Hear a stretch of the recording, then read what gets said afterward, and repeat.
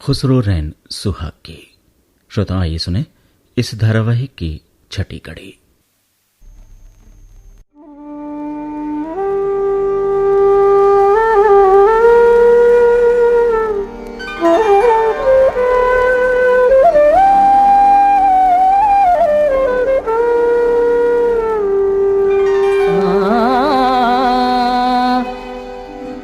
खुसरो रैन सुहाग की,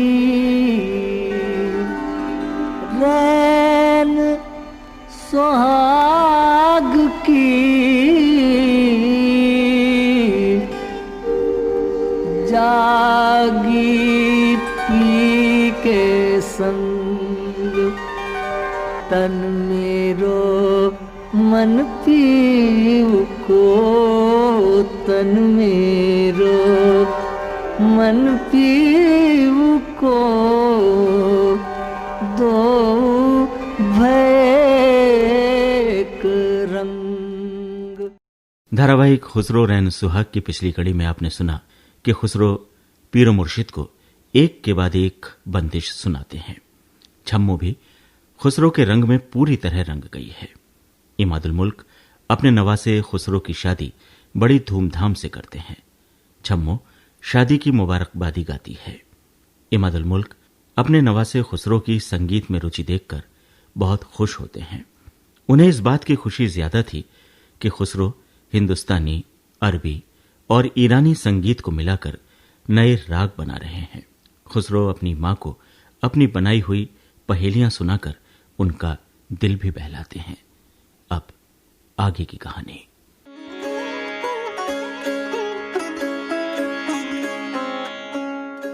शायरी और संगीत की दुनिया में जीते हुए भी खुसरो ने हिंदुस्तान और हिंदुस्तानियों की तरफ से आंखें बंद नहीं की।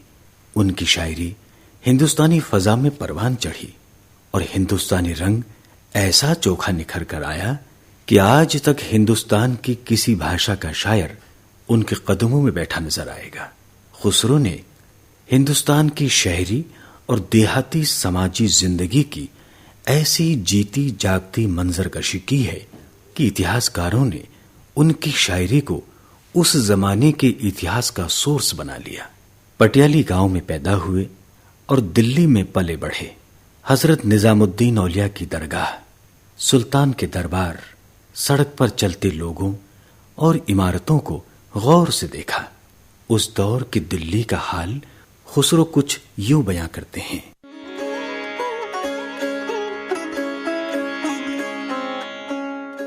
क्या क्या देखा हमने, किन किन चीजों का तस्करा करें हम।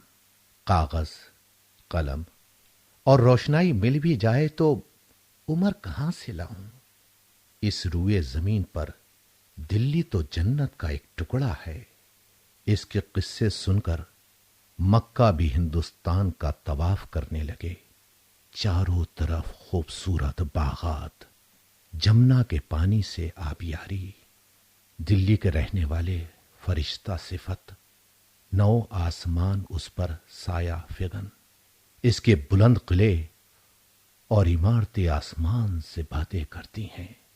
बाजारों में लोगों का ऐसा हुजूम कि निगाह को भी जगह नहीं मिलती, और चश्मों का बहता हुआ पानी आबे हयात की तरह खुशगवार और जन्नत में बहती हुई नदियों के पानी की तरह शीरी है। हौजे सुल्तानी ऐसा रोशन जैसे चांदनी को पिघलाकर हौस में डाल दिया है। बागों में लाला रुख महबूबों का हुजूम, मौसीकी के नगमे बागों में गूंजते हैं।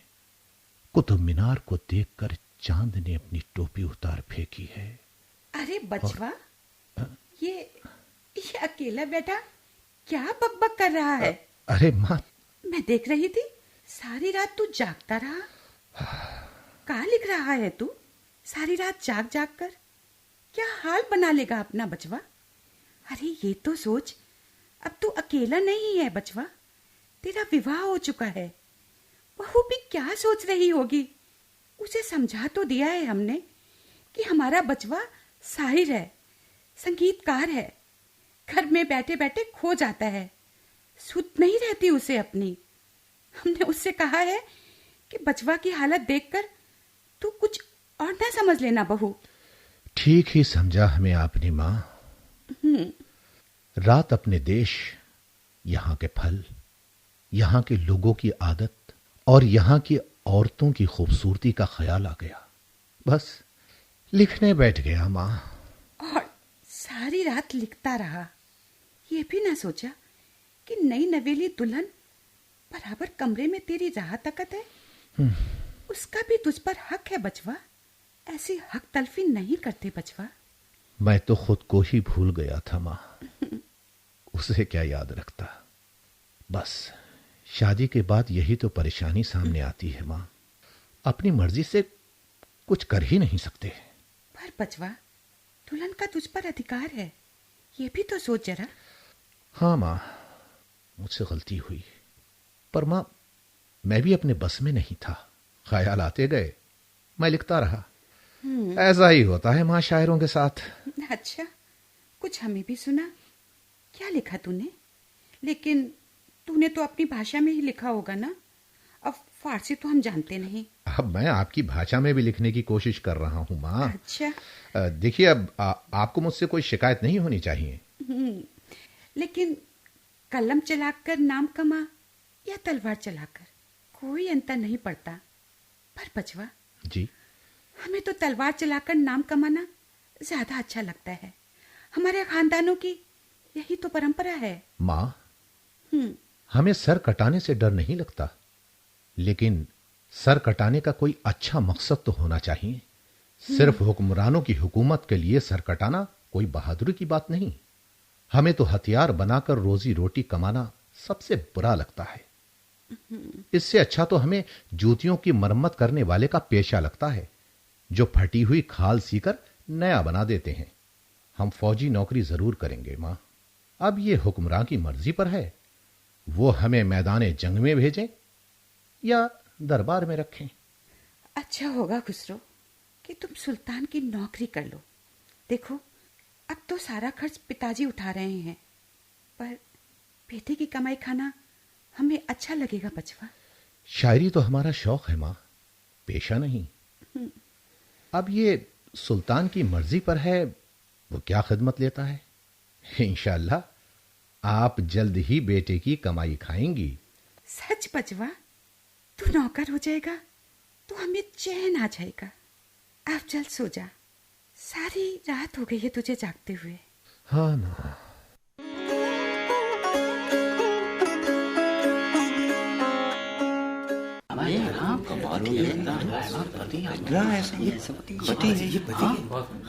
अमीर, रोज इधर से गुजरते हो।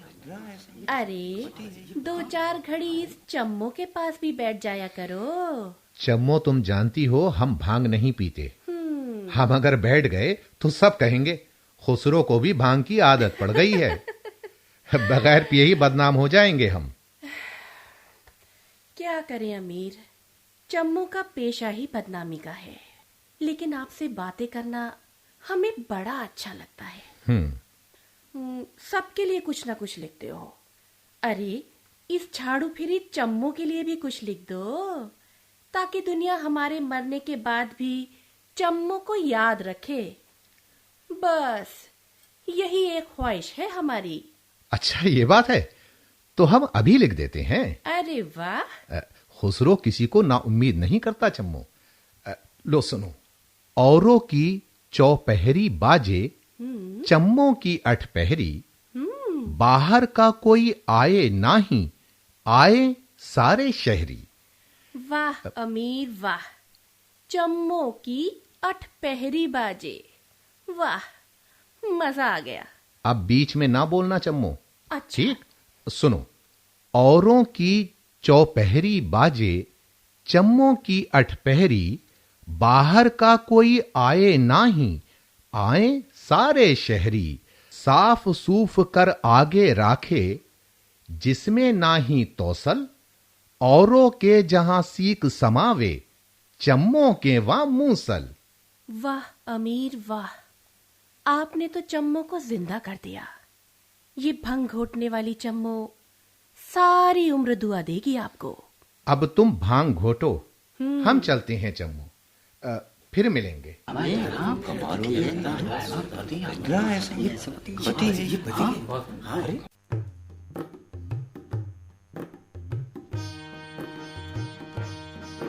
मन मस्त जाम इश्कम अज खुद खबर न दारम, मन मस्त जाम इश्कम अज खुद खबर न दारम, गर सर रबद जराहे परवाए सर न दारम, मन मस्त जाम इश्कम अज खुद खबर न दारम, मन मस्त जाम इश्कम अज खुद खबर न दारम, गर सर रबद जराहे परवाए सर न दारम, मन मस्त जाम इश्कम अज खुद खबर न दारम, मन मस्त जाम इश्कम अज खुद खबर न दारम, मन मस्त जाम इश्कम अज खुद खबर न दारम, गर सर रबद जराहे परवाए सर न दारम, मन मस्त जाम इश्कम अज खुद खबर न दारम, मन मस्त जाम इश्कम अज खुद खबर न दारम। अब तो फकीर भी हमारा कलाम गाकर भीख मांगने लगे। अल्लाह जाने आगे क्या हाल हो। मन मस्त जाम इश्कम अज खुद खबर न दारम, गर सर रबद जराहे परवाए सर न दारम, मन मस्त जाम इश्कम अज खुद खबर न दारम।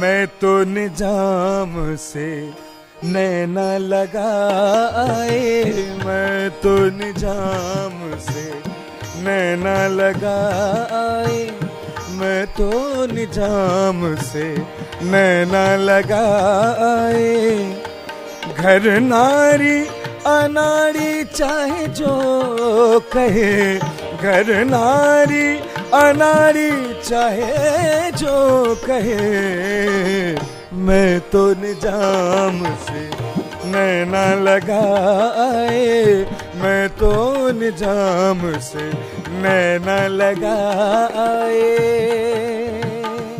वाह, बड़ी ही सुंदर आस्ताई है, श्रृंगार रस में डूबी हुई है। बानो, क्या आप भी संगीत के बारे में जानती हैं? ये तो हम बाद में बताएंगे, पहले आप इस आस्ताई का अंतरा सुनाइए। जी।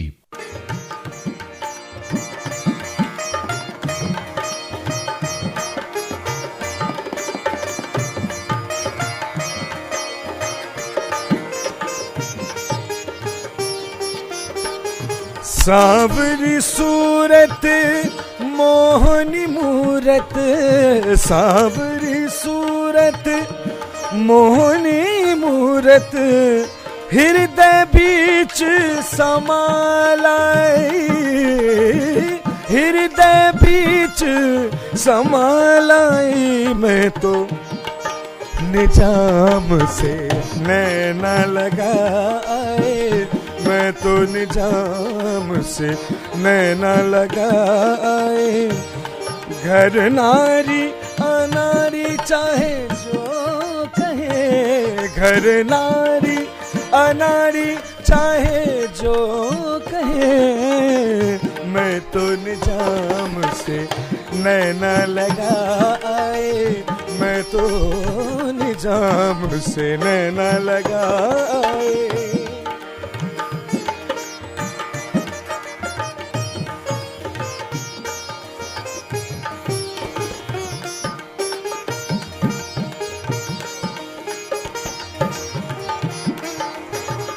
खुसरो निजाम के बल बल जय, खुसरो निजाम के बल बल जय, खुसरो निजाम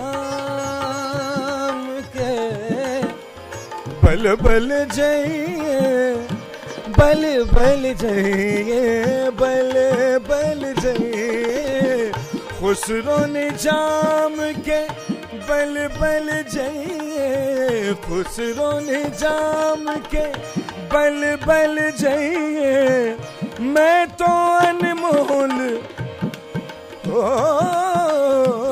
मैं तो अनमोल चेरी बिकाई,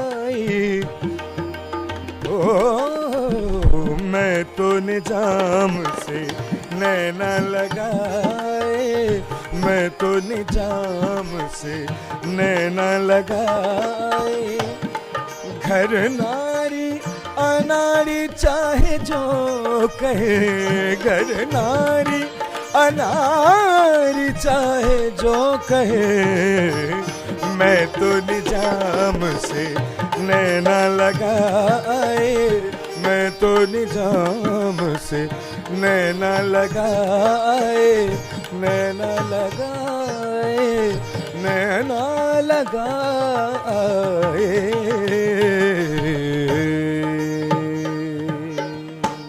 बहुत सुंदर बंदिश है। आपने पूछा हम संगीत के बारे में कैसे जानते हैं? शायद आपको मालूम नहीं, हमारी हवेली में तो रोज संगीत की महफिलें सजती थी। अच्छा। और मथुरा में तो हर तरफ संगीत का बोलबाला है ना। वाह बहू, हमने हवेली का एक एक कोना छान मारा और आप इधर बैठी हैं। जी वो। अरे बचवा का क्या है, सारी सारी रात गाता है या फिर लिखता रहता है? आप तो 2 बच्चों की माँ है ना, और तीसरा भी जल्दी आने वाला है। तुम्हारा आधी रात तक जागना ठीक नहीं बहू। जी माँ। बचवा को तो किसी की चिंता ही नहीं। माँ, हमने बहनों को नहीं बुलाया था। हमारा गाना सुनकर ये खुद ही इधर आ गई। पूछ लीजिए इनसे।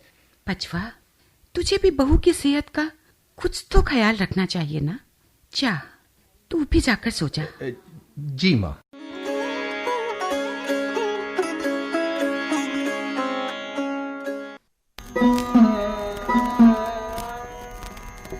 नाजो जी, अब कैसी तबीयत है आपकी?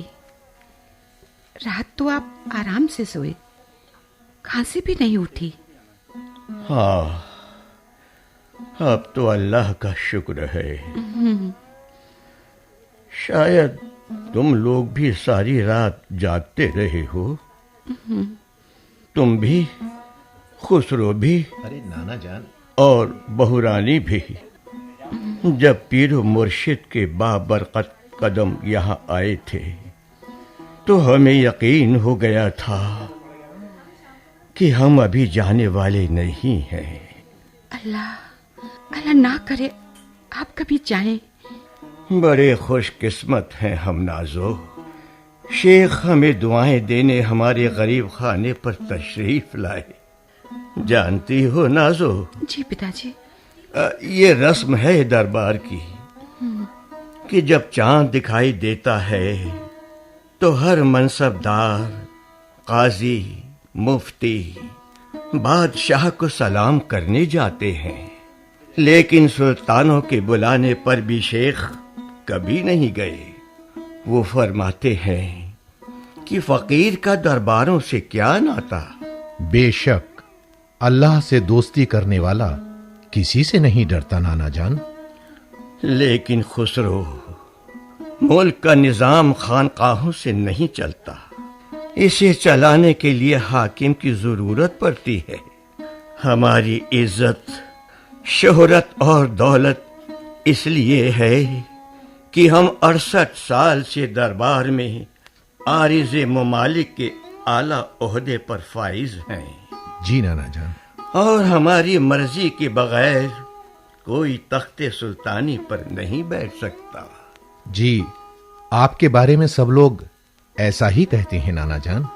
लेकिन खुसरो, सुल्तानों की नौकरी करना तलवार की धार पर चलना है। हमें सोते में भी जागना पड़ता है। ये एक ही वक्त में रहम दिल भी हैं और संग दिल भी। तख्ते सुल्तानी की खातिर बेटा बाप को, बाप बेटे को और गुलाम आका को बेरहमी से कत्ल कर देता है। नाना जान,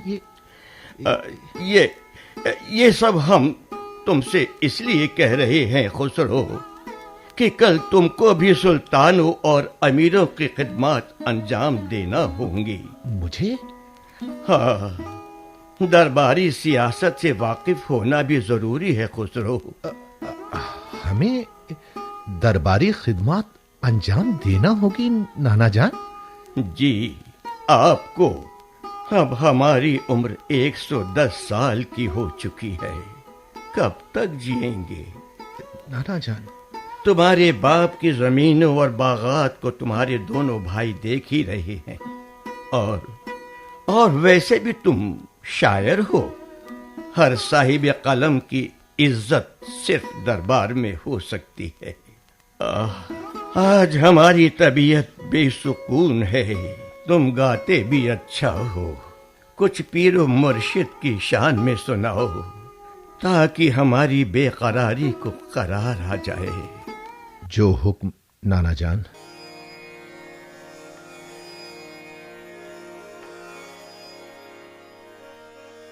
मोरे ख्वाजा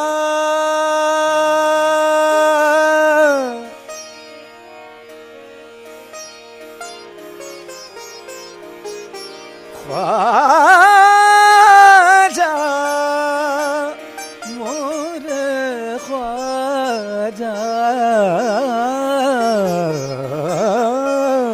ख्वाजा, ख्वाजा मोरे नैया पार लगा जा।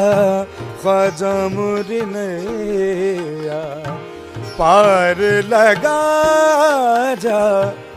ख्वाजा मोरे नैया पार लगा जा।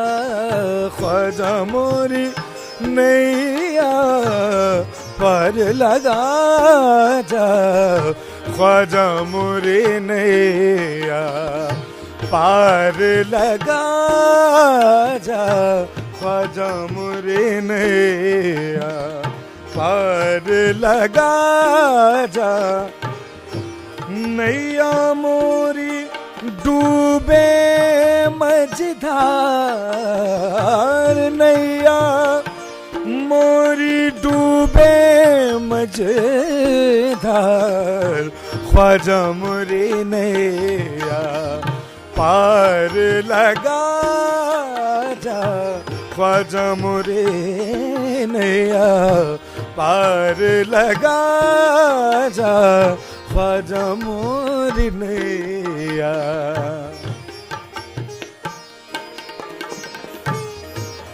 अलियो नबी के मैं बलहारी, अलियो नबी के मैं बलहारी। वही हमारे सरदार, हाँ वही हमारे सरदार। ख्वाजा मोरे नैया पार लगा जा। ख्वाजा मोरे नैया पार लगा जा। पार लगा जा। पार लगा जा।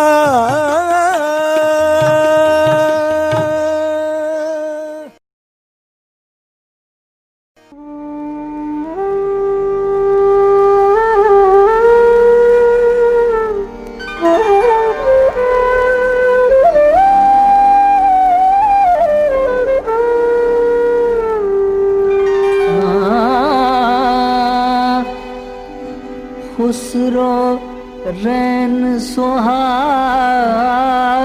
की, रैन सुहाग